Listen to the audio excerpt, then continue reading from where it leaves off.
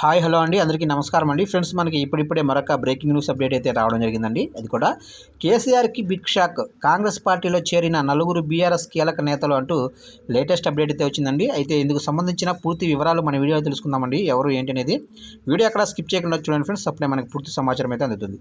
ఇక లేట్ చేయకుండా వివరాల్లోకి వెళ్ళిపోదాము. ఫ్రెండ్స్, నాకు చిన్న రిక్వెస్ట్ ఫ్రెండ్స్, ఇంతవరకు మన ఛానల్ ఇంకా సబ్స్క్రైబ్ అయితే చేసుకోకపోతే సబ్స్క్రైబ్ అయితే చేసుకోండి. గవర్నమెంట్ నుంచి ఎటువంటి అప్డేట్ వచ్చినా నేను మీకు తెలియజేస్తాను. అసెంబ్లీ ఎన్నికల ఓటమి బాధలో ఉన్న బీఆర్ఎస్ అధినేత మాజీ సీఎం కేసీఆర్కి బిగ్ షాక్ తగిలింది. పార్లమెంటు ఎన్నికల వేళ బీఆర్ఎస్ పార్టీకి తాజాగా ఒడిశాలో మరో ఊహించని ఎదురు దెబ్బ తాకింది.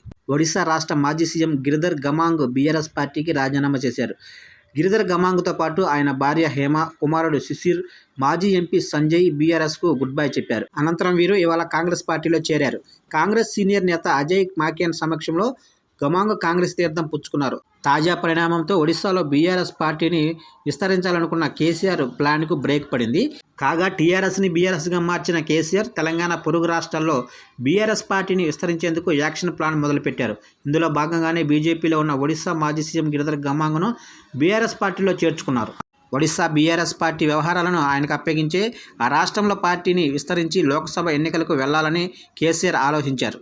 అయితే ఇటీవల జరిగిన తెలంగాణ అసెంబ్లీ ఎన్నికల్లో అనూహ్యంగా బీఆర్ఎస్ పార్టీ ఓటమి పాలైంది. సొంత రాష్ట్రంలోనే ఎదురు దెబ్బ తగలడంతో బీఆర్ఎస్ పార్టీ డైలమాలో పడిపోయింది.